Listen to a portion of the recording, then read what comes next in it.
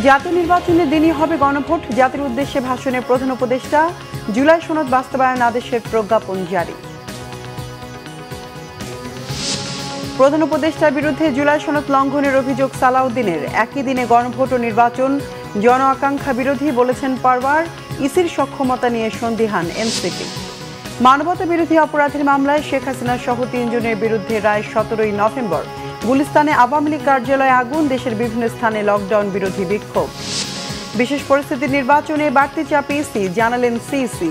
কালো টাকা ও পেশি শক্তি ঠেকানোর আহ্বান বিভিন্ন দলের।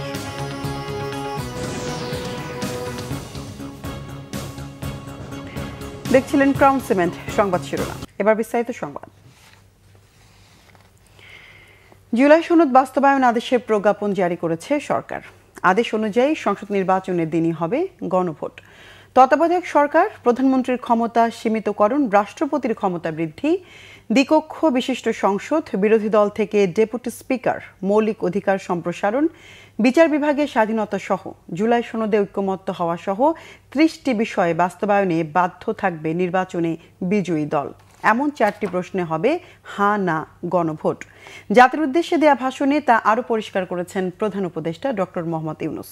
বিস্তারিত রকুনুজ্জামানের রিপোর্টে। বৃহস্পতিবার অন্তর্বর্তীকালীন সরকারের প্রধান উপদেষ্টা অধ্যাপক মোহাম্মদ ইউনূসের সভাপতিত্বে অনুষ্ঠিত উপদেষ্টা পরিষদের বৈঠকে জুলাই জাতীয় সনদ বাস্তবায়ন আদেশের অনুমোদন দেয়া হয়। পরে দুপুরে জুলাই সনদ বাস্তবায়ন আদেশের বিষয়ে জাতির উদ্দেশ্যে দেয়া ভাষণে প্রধান উপদেষ্টা সনদ বাস্তবায়নে নেয়া সরকারের কর্মপদ্ধতি বিস্তারিত তুলে ধরেন। জানান, আদেশ অনুযায়ী জাতীয় সংসদ নির্বাচনের দিনই হবে গণভোট। জুলাই সনদ বাস্তবায়নের লক্ষ্যে এই আদেশে আমরা গুরুত্বপূর্ণ কিছু বিধান গ্রহণ করেছি। এর মধ্যে রয়েছে সনদের সংবিধান বিষয়ক সংস্কার প্রস্তাবনার উপর গণভোট অনুষ্ঠান এবং পরবর্তী সময়ে সংবিধান সংস্কার পরিষদ গঠনের সিদ্ধান্ত। আমরা সকল বিষয় বিবেচনা করে সিদ্ধান্ত নিয়েছি যে আগামী জাতীয় সংসদ নির্বাচনের দিনই গণভোটের আয়োজন করা হবে। এই গণভোট হবে জুলাই সনদে ঐক্যমত্যে পৌঁছানো ৩০টি বিষয়ের 4টি প্রশ্নে। জুলাই জাতীয় সনদে লিপিবদ্ধ প্রস্তাবগুলোর প্রতি জনগণের মতামত চেয়ে গণভোট অনুষ্ঠিত হবে। ভোটাররা হ্যাঁ অথবা না ভোটে সংবিধান সংস্কার নিয়ে তাদের সিদ্ধান্ত জানাবেন। নির্বাচনকালীন সময়ে তত্ত্বাবধায়ক সরকার, নির্বাচন কমিশন এবং অন্যান্য সাংবিধানিক প্রতিষ্ঠান জুলাই সনদে বর্ণিত প্রক্রিয়ার আলোকে গঠন করা হবে। খ, আগামী সংসদ হবে 2 কক্ষ বিশিষ্ট। গ, সংসদে নারীর প্রতিনিধি বৃদ্ধি, বিরোধী দল থেকে ডেপুটি স্পিকার ও সংসদীয় কমিটির সভাপতি নির্বাচন, প্রধানমন্ত্রীর মেয়াদ সীমিতকরণ, রাষ্ট্রপতির ক্ষমতা বৃদ্ধি। বিভিন্ন বিষয়ে যে 30টি প্রস্তাবে জুলাই জাতীয় সনদে রাজনৈতিক দলগুলোর ঐকমত্য হয়েছে সেগুলো বাস্তবায়নে আগামী নির্বাচনে বিজয়ী দলগুলো বাধ্য থাকবে। ঘ, জুলাই সনদে বর্ণিত অন্যান্য সংস্কার রাজনৈতিক দলগুলোর প্রতিশ্রুতি অনুসারে বাস্তবায়ন করা হবে। গণভোটের দিন এই 4টি বিষয়ের উপর একটি মাত্র প্রশ্নে আপনি হ্যাঁ বা না ভোট দিয়ে আপনার মতামত জানাবেন। হ্যাঁ ভোট জয়ী হলে সংসদ নির্বাচনে নির্বাচিত প্রতিনিধিদের নিয়েই সংবিধান সংস্কার পরিষদ গঠিত হবে। এই পরিষদ জুলাই সনদের ভিত্তিতে সংবিধান সংস্কার করবে। সংবিধান সংস্কার সম্পন্ন হওয়ার পর 30 কর্মদিবসের মধ্যে সংসদের প্রাপ্ত ভোটের সংখ্যানুপাতে উচ্চকক্ষ গঠিত হবে। সংবিধান সংস্কারে উচ্চকক্ষের সংখ্যাগরিষ্ঠের সমর্থনও লাগবে। পরিষদ তার প্রথম অধিবেশন শুরুর তারিখ হতে 180 কার্য দিবসের মধ্যে সংবিধান সংস্কার করবে। জুলাই সনদ বাস্তবায়নে সরকারের এই কর্মপদ্ধতির সাথে রাজনৈতিক দলগুলোকে দেশের স্বার্থে উদার হওয়ার আহ্বানও জানান প্রধান উপদেষ্টা। আগামী ফেব্রুয়ারিতে সুষ্ঠু নির্বাচন অনুষ্ঠানের বিষয়ে অভ্যুত্থানের সপক্ষে রাজনৈতিক দলগুলোকে অবশ্যই ঐক্যবদ্ধ থাকতে হবে। তা না হলে জাতি এক মহা বিপদের সম্মুখীন হবে। ফ্যাসিবাদের বিরুদ্ধে 2024-এর জুলাইয়ে মৃত্যুর মুখোমুখি শির উঁচু করে দাঁড়িয়ে দেশবাসী যে ঐক্য গড়ে তুলেছিল, আমরা জীবিতরা যেন অল্প স্বল্প ভিন্নমত ও লঘু বিবাদে জড়িয়ে তার মর্যাদা ক্ষুণ্ণ না করি। দলীয় স্বার্থ অতিক্রম করে সম্মিলিত আকাঙ্ক্ষা ও জাতীয় চাওয়াকে ঊর্ধ্বে তুলে ধরি। তাই আমি আশা করি আমাদের এই সিদ্ধান্ত জাতির বৃহত্তর স্বার্থে রাজনৈতিক দলগুলো মেনে নেবে। এর আগে জুলাই জাতীয় সনদ বাস্তবায়ন আদেশে স্বাক্ষর করেন রাষ্ট্রপতি। পরপরই জারি হয় প্রজ্ঞাপন। আমাদের আশা মহান আল্লাহ পূরণ করুন। রকুনুজ্জামান, বাংলা ভিশন, ঢাকা। বিএনপি স্থায়ী কমিটির সদস্য সালাউদ্দিন আহমেদ বলেছেন, প্রধান উপদেষ্টা নিজের সই করা জুলাই জাতীয় সনদ লঙ্ঘন করেছেন। প্রধান উপদেষ্টার ভাষণের পর প্রতিক্রিয়ায় তিনি এই মন্তব্য করেন। সালাউদ্দিন আহমেদ বলেন, জাতীয় সংসদের উচ্চকক্ষে পিআর জাতীয় ঐক্যমত্য কমিশনে নোট অফ ডিসেন্টের মাধ্যমে মীমাংসিত। এটি নতুন করে আরোপ করার কোনো সুযোগ নেই। সংবিধান সংস্কার পরিষদ নামে যে বডি, তা জাতীয় সংসদের কোনো পর্যায়ের গঠনের বিষয়ে ঐক্যমত্য কমিশনের আলোচনায় ছিল না। এটা সম্পূর্ণ নতুন ধারণা। গণভোটের জন্য 4টি বিষয়ের উপর তৈরি করা প্রশ্ন জনগণের উপর জবরদস্তিমূলক বলেও মন্তব্য করেন তিনি। সংবিধান বাস্তবায়ন আদেশের সঙ্গে জুলাই সনদের বহু গরমিল রয়েছে বলেও মন্তব্য করেন বিএনপির স্থায়ী কমিটির সদস্য সালাউদ্দিন আহমেদ। সমস্ত প্রস্তাবনা দিয়েছেন তার ভাষণে, মুদ্রা কথায় বলতে গেলে তিনি জুলাই জাতীয় সনদের, স্বাক্ষরিত সনদের লঙ্ঘন করেছেন। সংবিধান সংস্কার পরিষদ গঠনের বিষয়ে কোনো আলোচনা ঐক্যমত্য কমিশনের এজেন্ডায় ছিল না। রাষ্ট্রের মধ্যে একটা ঐক্য সৃষ্টির পরিবর্তে কি অনৈক্য সৃষ্টি করতে যাচ্ছি? তো জাতীয়ভাবে কি আমরা কোনো বিভাজন সৃষ্টি করতে যাচ্ছি? এবং এই বিভাজনের দায় দায়িত্ব কি মাননীয় প্রধান উপদেষ্টা নেবেন? একই দিনে গণভোট ও জাতীয় নির্বাচনের সিদ্ধান্তে জন আকাঙ্ক্ষা পূরণ হয়নি বলে মন্তব্য করেছেন জামাত ইসলামের সেক্রেটারি জেনারেল মিয়া গোলাম পারওয়ার। 16 নভেম্বরের কর্মসূচি অব্যাহত থাকবে বলেও জানান তিনি। দলের কেন্দ্রীয় কার্যালয়ে সংবাদ সম্মেলনে জামাতের সেক্রেটারি জেনারেল এসব কথা বলেন। একই দিনে গণভোট আর জাতীয় নির্বাচনের ঘোষণা দেওয়ায় জনগণের আকাঙ্ক্ষা পূর্ণ হয়নি। যে সংকটমুক্ত স্বচ্ছ নির্বাচনের আশা আমরা করেছিলাম, সে সংকটটাই কিন্তু রয়ে গেল। জাতীয় নির্বাচন সুষ্ঠু সুন্দর হওয়ার প্রশ্নে আমাদের যে ঐক্যমত এবং আমাদের যে প্রচেষ্টা, সেখানে একটা সংকট আমাদের রয়ে গেল। 16 তারিখে আমাদের শীর্ষ নেতৃবৃন্দের বৈঠক হবে। সেই বৈঠক থেকেই ওই কর্মসূচির এবং এই ভাষণ সংক্রান্ত বিষয়ে 8 দলের কি প্রতিক্রিয়া সম্মিলিতভাবে আমরা আশা করছি আমাদের শীর্ষ নেতৃবৃন্দ সেদিনই সব বক্তব্য রাখবেন। এর আগে যে ঘোষণাগুলো দেওয়া হয়েছে সেটা বহাল আছে। একই দিনে গণভোট ও জাতীয় নির্বাচনে আপত্তি নেই এনসিপির, তবে নির্বাচন কমিশন সক্ষমতা দেখাতে না পারলে বিব্রতকর পরিস্থিতি তৈরি হবে বলে মন্তব্য করেছেন এনসিপির মুখ্য সমন্বয়ক নাসির উদ্দিন পাটোয়ারি। বাংলা মোটরে দলের কেন্দ্রীয় কার্যালয়ে এনসিপির কৃষক উইংয়ের এক আলোচনা সভায় তিনি এসব মন্তব্য করেন। বলেন, বিএনপি জামাতের বিভেদের কারণে আওয়ামী লীগ ফেরার সুযোগ পাচ্ছে। নাসির উদ্দিন পাটোয়ারি বলেন, গণভোটের বিতর্কের কারণে দেশটা আরেকটি অস্থিতিশীল পরিবেশের দিকে ধাবিত হোক, তা এনসিপি চায় না। রাজনীতিতে এলিটিজমের প্রভাব উৎখাত করতে হবে বলেও মন্তব্য তার। মানবতা বিরোধী অপরাধের মামলায় শেখ হাসিনার রায় বাংলাদেশের বিচার বিভাগের একটি ঐতিহাসিক মাইল ফলক হবে। আওয়ামী লীগের যারা ব্যবসায়ী ছিল, তাদের টাকায় নাশকতা চলছে। আওয়ামী লীগের এই অর্থ কাঠামো সরকার ভেঙে দিতে পারেনি বলে অভিযোগ তার। আলুর সিন্ডিকেট বিএনপির লোকেরাই নিয়ন্ত্রণ করছেন বলেও মন্তব্য করেন এনসিপির এই মুখ্য সমন্বয়ক। জুলাই আগস্টের মানবতা বিরোধী অপরাধের অভিযোগে সাবেক প্রধানমন্ত্রী শেখ হাসিনা, সাবেক স্বরাষ্ট্রমন্ত্রী আসাদুজ্জামান খান কামাল ও সাবেক আইজিপি আব্দুল্লাহ আল মামুনের বিরুদ্ধে করা জুলাই আগস্টের মানবতা বিরোধী অপরাধের মামলার রায় দেয়া হবে 17 নভেম্বর। বিচারপতি গোলাম মর্তুজা মজুমদারের নেতৃত্বাধীন আন্তর্জাতিক অপরাধ ট্রাইব্যুনাল 1 এই আদেশ দেয়। 5 মাসের আইনি প্রক্রিয়া শেষে আসামিদের সর্বোচ্চ শাস্তি প্রত্যাশা করে চিফ প্রসিকিউটর তাজুল ইসলাম। বলেন, বিশৃঙ্খলা করে ন্যায় বিচার বাধাগ্রস্ত করা যাবে না। অন্যদিকে আসামি পক্ষের আইনজীবীর প্রত্যাশা, খালাস দেয়া হবে শেখ হাসিনাকে। এই মামলায় শেখ হাসিনার বিরুদ্ধে গণহত্যার উস্কানি দেয়া, মারণাস্ত্র ব্যবহারের নির্দেশ, আবু সাইদ হত্যা, চানখারপুলের হত্যাকাণ্ড এবং আশুলিয়ায় হত্যার পর লাশ পোড়ানো সহ ঊর্ধ্বতন কর্তৃপক্ষের দায়ের করা 5টি সুনির্দিষ্ট অভিযোগ আনা হয়েছে।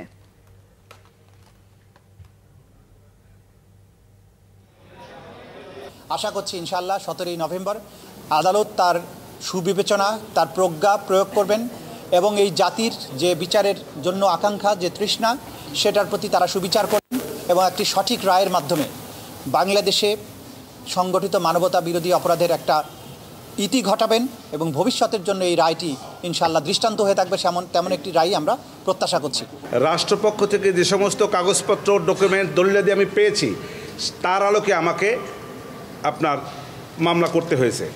সেইখান থেকে রাষ্ট্রপক্ষ থেকে আমাকে কোনো রকমের ইন্টারাপ্ট করে নাই এবং তার যথেষ্ট কাগজপত্র যা যা দরকার, যা যা ওনাদের কাছে ছিল, নিয়ম অনুযায়ী আইন অনুযায়ী যে সমস্ত ডকুমেন্টস আমার পাওয়া উচিত সে সবগুলি ওনারা আমাকে দিয়েছেন। আমার তরফ থেকে চেষ্টার কোনো ত্রুটি ছিল না এবং আমার চেষ্টায় কেউ কোনো বাধাও দেয় না।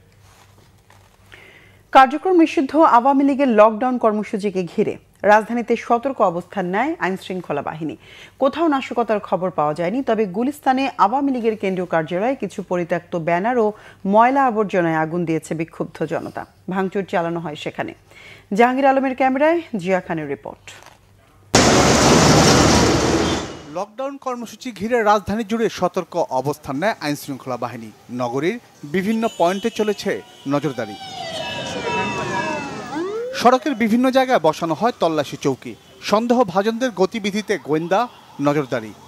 কৌশলগত এবং গুরুত্বপূর্ণ স্থাপনাগুলোতে পুলিশের চেকপোস্ট বৃদ্ধি করেছি। এছাড়া আমাদের টহল কার্যক্রম আরও জোরদার করা হয়েছে, গোয়েন্দা নজরদারি বাড়ানো হয়েছে। ফলে নিরাপত্তা বেড়াজালে থাকতে হয় নগরবাসীকে। তল্লাশি করলে দেখা গেছে আমার কাছে না আরেকজনের কাছে কিছু থাকতেও পারে। ককটেল যে মারতেছে ও তো মেরে চলে যেতেছে, কিন্তু আরো যে 10 পরিবার শেষ হয়ে যেতেছে। গাড়ি কম দেখে আমি যে বাইকে করে আসলাম, বাসে আসলে অনেকটা রিস্ক থাকে অনেক সময় দেখি। হ্যাঁ, একটু ভোগান্তি তো হচ্ছেই। অনেকে দেখি মারে, আগুন মারে, পেট্রোল মারে, এই জন্য অনেক রিস্ক থাকে এই বিষয়টা। কার্যক্রম নিষিদ্ধ আওয়ামী লীগের লকডাউন ঠেকাতে মাঠে দেখা গেছে জামাতের সরব অবস্থান।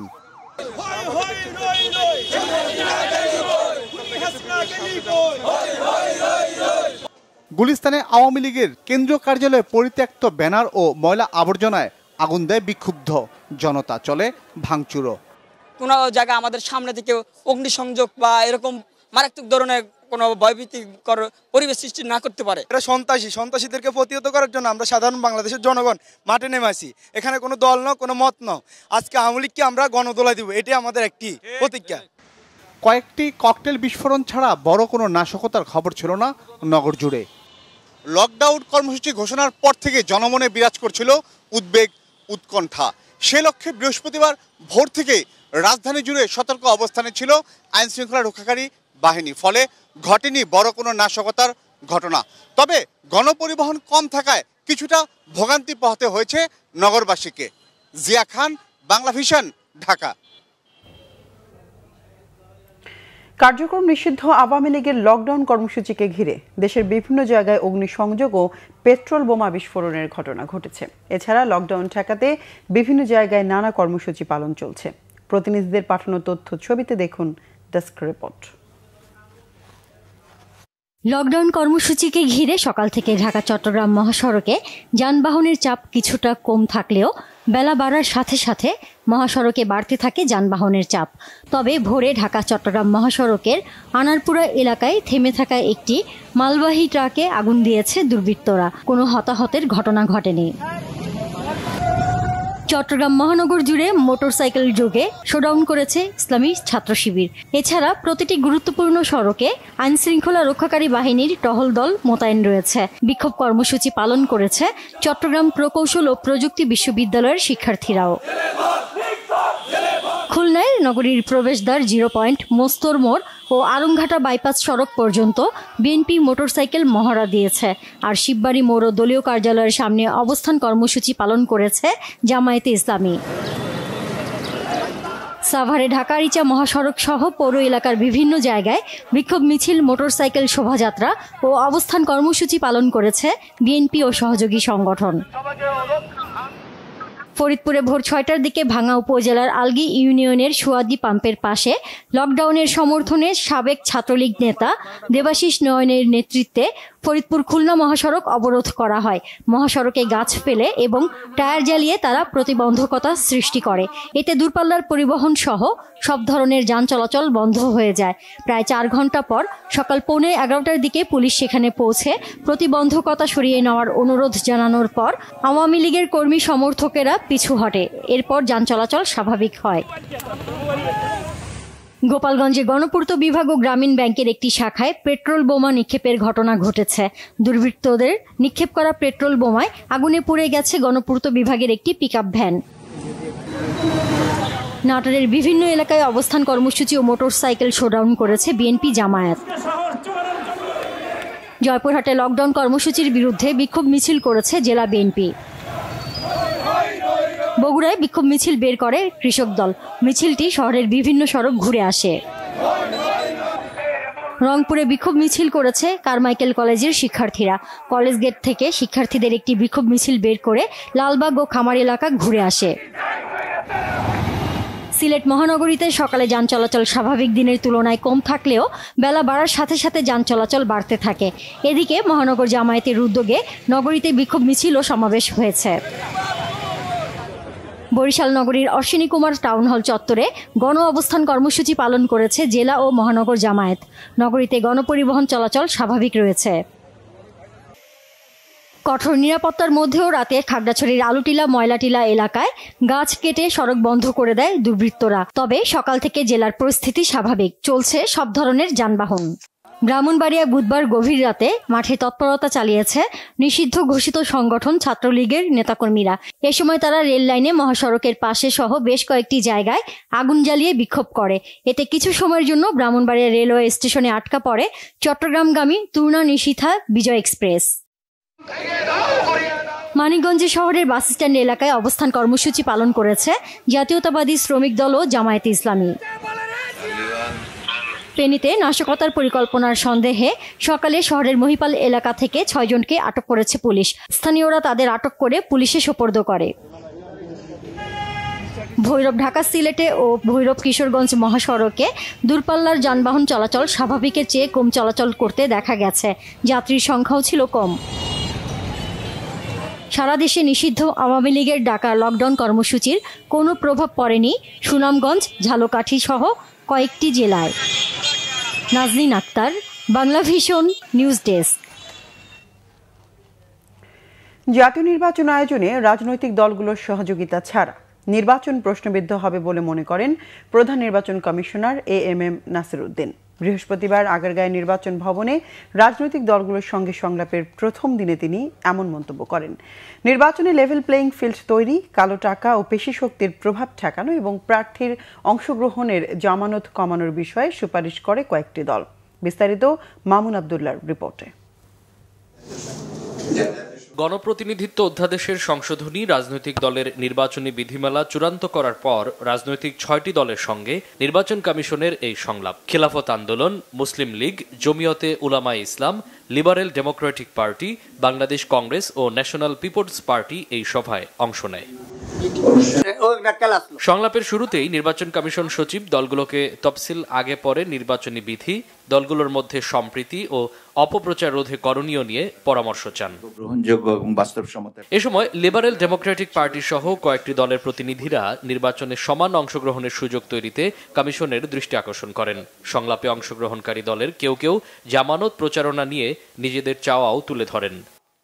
রেজিস্টার্ড দল তার নিজের প্রতীক ছাড়া জোটের প্রতীক ব্যবহার করতে পারবে না। আমি সংক্ষেপেই বলছি, আমি মনে করি এতে একটা বৈষম্যের সৃষ্টি হয়েছে। লেভেল প্লেইং ফিল্ড তৈরি করার জন্য এখন তফসিলের পূর্ব থেকে এখন থেকে সেই উদ্যোগটা নেওয়া দরকার। প্রভাবশালী দলসমূহ সেই বুথ দখল করবে এবং তারা ব্যালট বাক্স নিয়ে যাবে অথবা যে কোনো কায়দায় সেই ব্যালট বাক্সে তাদের ভোট স্থাপন করাবে। নির্বাচন কমিশনাররা বলেন, নির্বাচন ভালোভাবে না হলে দেশের অবস্থা ভালো থাকবে না। আগামী নির্বাচনে 31শে অক্টোবর পর্যন্ত যারা 18 বছর বয়প্রাপ্ত হয়েছেন তারা ভোটার তালিকায় অন্তর্ভুক্ত হওয়ার সুযোগ পেয়েছেন। কিন্তু তার মানে এই নয় যে ভোটার তালিকা হালনাগাদ কার্যক্রম বা নিবন্ধন কার্যক্রম বন্ধ হয়েছে, ওপেন আছে। প্রধান নির্বাচন কমিশনার বলেন, সুষ্ঠু নির্বাচন পরিচালনায় নির্বাচন কমিশন রেফারির ভূমিকা পালন করবে। আমরা কমিটেড, প্রতিশ্রুতিবদ্ধ জাতির কাছে যে আমরা একটা সুষ্ঠু, সুন্দর, ক্রেডিবল, গ্রহণযোগ্য নির্বাচন আমরা দিতে চাই, উপহার দিতে চাই। বর্তমানে পোস্টার, ফেস্টুন ও প্রচারণা নিয়ে দলগুলোর অবস্থান নিয়েও ক্ষুব্ধ প্রতিক্রিয়া জানান ইসির সদস্যরা। অলরেডি পোস্টার লাগে, অথচ আমরা পোস্টার নিষিদ্ধ ঘোষণা করেছি। মামুন আবদুল্লাহ, বাংলা ভিশন, ঢাকা। বিএনপির স্থায়ী কমিটির সদস্য আমির খসরু মাহমুদ চৌধুরী বলেছেন, রায়কে কেন্দ্র করে যা ঘটছে এর সাথে নির্বাচনের কোনো সম্পর্ক নেই। যারা নির্বাচনকে বাধাগ্রস্ত করতে চায় তারা গণতন্ত্রের বিপক্ষের শক্তি। বিএনপির প্রতিনিধি দলের সাথে ঢাকায় নিযুক্ত ফ্রান্সের রাষ্ট্রদূতের সৌজন্য সাক্ষাৎ শেষে তিনি এসব কথা বলেন। দুপুর 12টার দিকে গুলশানে বিএনপি চেয়ারপারসনের কার্যালয়ে এই সৌজন্য সাক্ষাৎ হয়। মহাসচিব মির্জা ফখরুল ইসলাম আলমগীর বিএনপির প্রতিনিধি দলের নেতৃত্ব দেন। এ সময় তার সাথে ছিলেন দলের স্থায়ী কমিটির সদস্য আমির খসরু মাহমুদ চৌধুরী, যুগ্ম মহাসচিব হুমায়ুন কবির ও সাংগঠনিক সম্পাদক শামা ওবায়েদ। পরে আমির খসরু সাংবাদিকদের বলেন, নতুন সরকার এলে দ্বিপক্ষীয় সম্পর্ক কেমন হবে সে বিষয়ে আলাপ হয়েছে। এক প্রশ্নের জবাবে বলেন, সারা বিশ্বই বাংলাদেশের নির্বাচনের দিকে তাকিয়ে আছে। বিএনপি চেয়ারপারসনের পররাষ্ট্র বিষয়ক উপদেষ্টা কমিটির বিশেষ সহকারী ইশরাক হোসেন বলেছেন, গণতন্ত্রের জন্য যুদ্ধ শেষ হয়ে যায়নি। পল্টনে মুক্তিযোদ্ধা দলের অনুষ্ঠানে তিনি একথা বলেন। ইশরাক হোসেন বলেন, আওয়ামী লীগের দুঃশাসনের কারণে দেশ ধ্বংসস্তূপে পরিণত হয়েছিল। দেশ পুনরুদ্ধারে সংগ্রাম অব্যাহত রাখতে হবে। মুক্তিযুদ্ধকে খাটো করার চেষ্টা হচ্ছে, এ ব্যাপারে সবাইকে সতর্ক থাকতে হবে। ঢাকা ৬ আসনে বিএনপি মনোনীত প্রার্থী ইশরাক হোসেন অভিযোগ করেন, আওয়ামী লীগ মুক্তিযুদ্ধকে নিজেদের স্বার্থে ব্যবহার করেছে, বিভাজন সৃষ্টি করা হয়েছে। বলেন, মুক্তিযুদ্ধ কোনো ব্যক্তি বা দলের সম্পত্তি নয়, এর আসল ইতিহাস নতুন প্রজন্মের কাছে তুলে ধরতে হবে। মুক্তিযুদ্ধের গৌরবময় ইতিহাস মুছে ফেলা যাবে না বলেও মন্তব্য তার। মুক্তিযোদ্ধা প্রজন্ম দলের সভাপতির দায়িত্ব নেওয়া সম্মানের বলেও জানান Ishraq Hossain.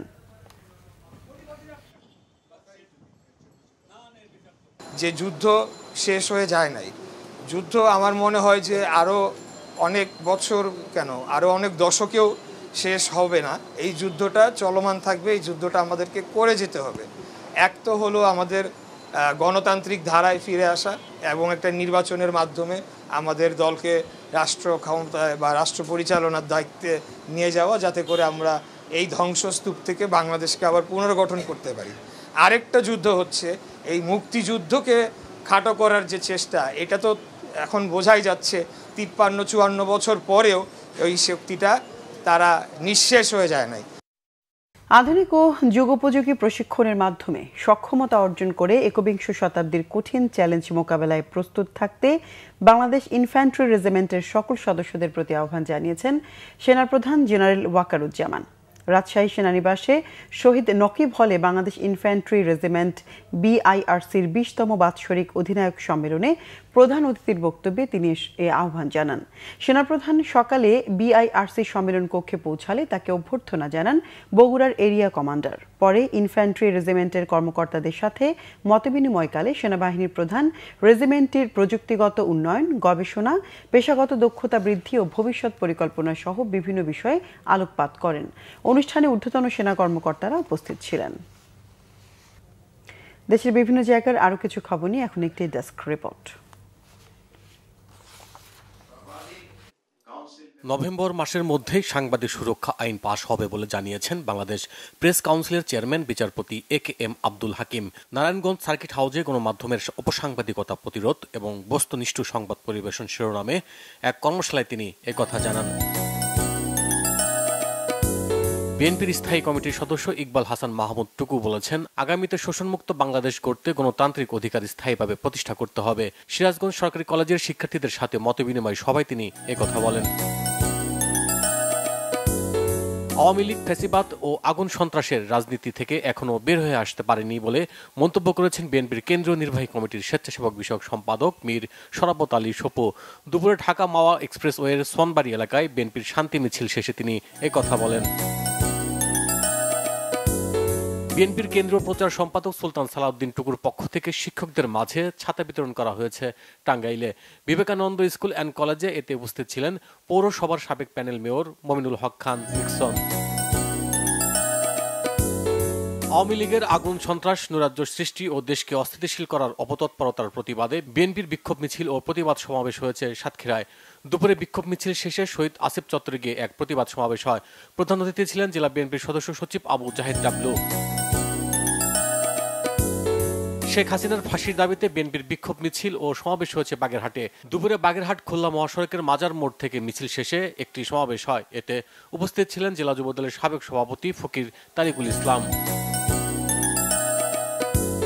Begum Khaleda Zia academy school, college ও বৃদ্ধাশ্রম তৈরির কার্যক্রমের উদ্বোধন করা হয়েছে মংলায়। তেলিখালী এলাকায় প্রস্তাবিত এই প্রকল্পের নাম ফলক উন্মোচন করেন বিএনপি নেতা জুলফিকার আলী। গাইবান্ধা 2 সদর আসনে মতবিনিময় সভা করেছে সদর উপজেলা বিএনপি। দুপুরে স্থানীয় কার্যালয়ে সভায় প্রধান অতিথি ছিলেন বিএনপির মনোনীত প্রার্থী মোহাম্মদ আনিসুজ্জামান খান বাবু। বিএনপির 31 দফা বাস্তবায়নে লিফলেট বিতরণ করেছে নীলফামারী জেলা বিএনপি। সকালে ইটখোলা ইউনিয়ন পরিষদ বাজারে এতে উপস্থিত ছিলেন সাবেক কেন্দ্রীয় ছাত্রদলের নেতা রেদানুল হক বাবু। Bangla vision news desk. সংবাদ শেষ করব ক্রাউন 7 শিরোনামগুলো আরেকবার জানিয়ে।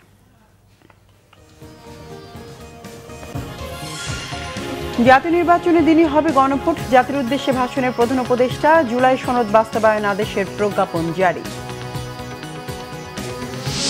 প্রধান উপদেষ্টার বিরুদ্ধে জুলাই সনদ লঙ্ঘনের অভিযোগ সালাউদ্দিনের। একই দিনে গণভোট ও নির্বাচন জন আকাঙ্ক্ষা বিরোধী বলছেন পরওয়ার।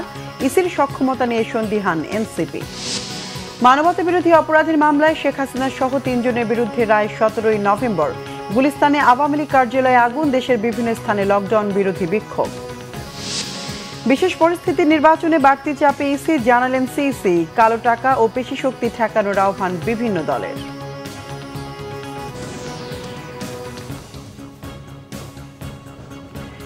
দর্শক, ছিল এখনকার মতো। পরের সংবাদ সন্ধ্যা 7:30টায় দেখার আমন্ত্রণ রইল। এছাড়া বাংলা ভিশন সংবাদ ও সংবাদ সংশ্লিষ্ট অনুষ্ঠান দেখতে ভিজিট করুন www.bvnews24.com ও facebook.com/banglavisionnews এবং সাবস্ক্রাইব করুন youtube.com/banglavisionnews। এতক্ষণ সঙ্গে থাকে ধন্যবাদ সবাইকে।